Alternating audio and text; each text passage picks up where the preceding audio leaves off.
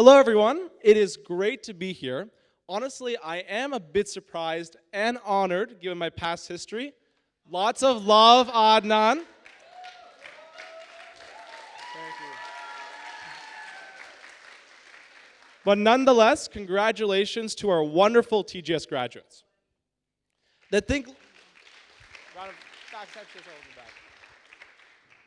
Global School experience intentionally makes you think globally and is one of the most unique experiences one can have, especially this early in life. Everyone here before TGS was already quite unique, assuming TGS admissions are still doing a good job. So we'll see about that. The TGS experience provides an additional lens to view our world. As a recent graduate, I can say with confidence that the graduates of today will greatly benefit from the experience in their lives. And for the parents, good job for taking the TGS route. But before we go on, I should introduce myself. My name is Max, and I graduated with the class of 2019.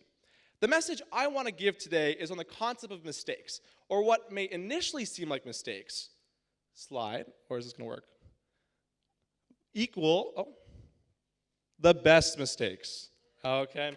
As someone who has recently graduated 3 years ago, as you all are now, I'll give you a walkthrough for my post-TGS journey and give insight on all my wonderful mistakes.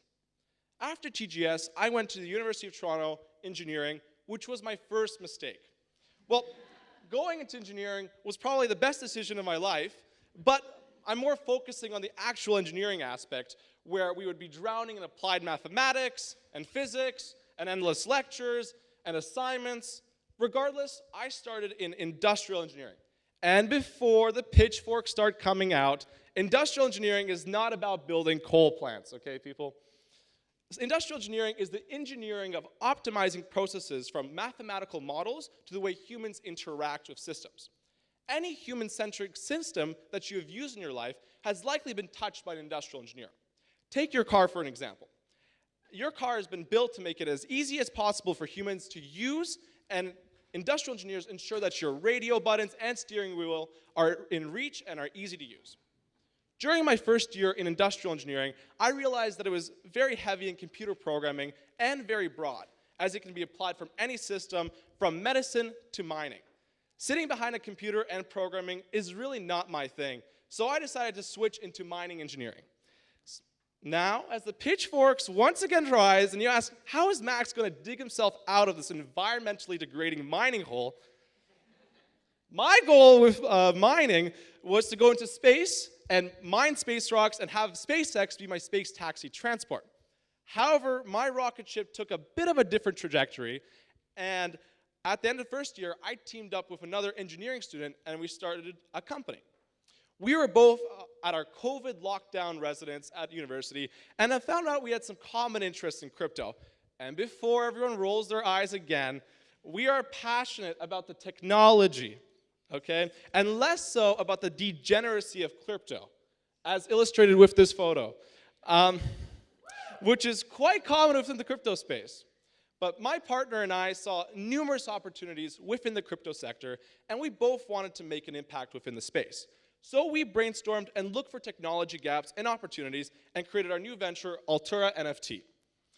Altura's goal is to integrate NFTs within gaming, which in short allows gamers to have actual control over their in-game items and create additional revenue streams for the game developer through their in-game item economy.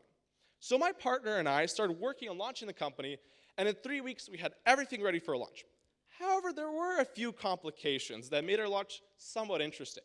We decided to launch during engineering exam week. I actually don't know how I did it in past, because I did not sleep for those 3 weeks. Also, my mother thought I had lost my mind. My ex-professor mother was sure I was going to fail my engineering exams. She asked, why couldn't we wait to launch after the exams? I told her timing in life was everything. And luckily, she couldn't break me too much because she was in Tanzania, so I ignored her kindly. All in all, she thought I was making a big mistake. And I didn't know if I was or wasn't at the time, but I continued to push forward.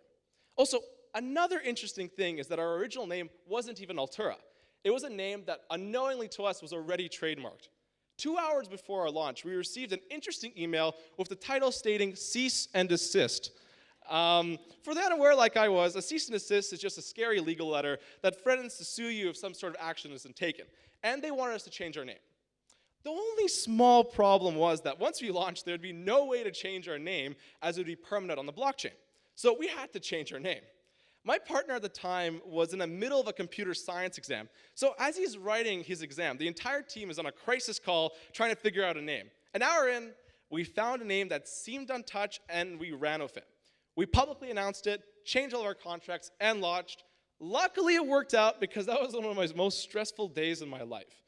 That was crazy. But the stress was worth it, and what seemed like a mistake because of the lack of faith from my mother and other engineering friends turned into something that I didn't even expect.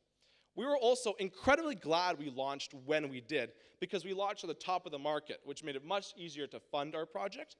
And 2 weeks later, the market actually dropped significantly, and if we didn't launch when we did, the project potentially would have not been able to survive. So, kind of giving you a little recap, we worked hard over the summer, the market and the weather is quite hot, and our company hit being in the top 10 of NFT platforms out of 400 other competitors. September hits, and we are back for year 2 of engineering.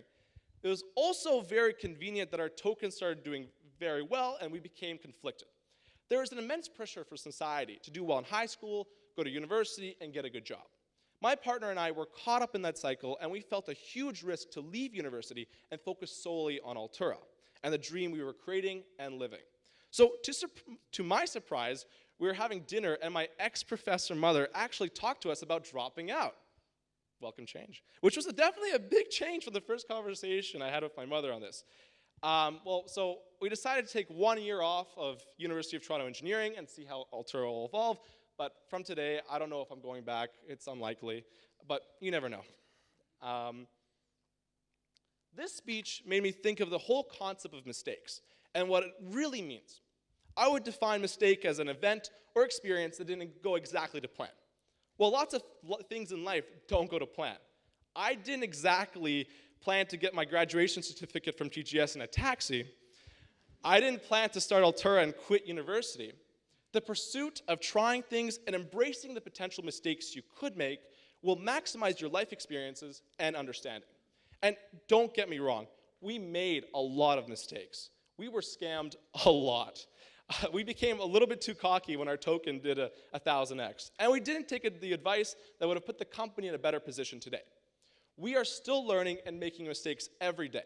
Though through this, we learned how we should run the future of the company, and if we didn't make those mistakes, we would probably have made them in the future anyways. This really reminds me of Joanne's graduation speech in 2018, where she spoke about popping your bubble, and it is truly the best thing you can do. Become a fearless bubble popper, and let life take you to new places and new lows and highs. There are no mistakes except gain experience and another bubble pop. So pop your bubbles, people.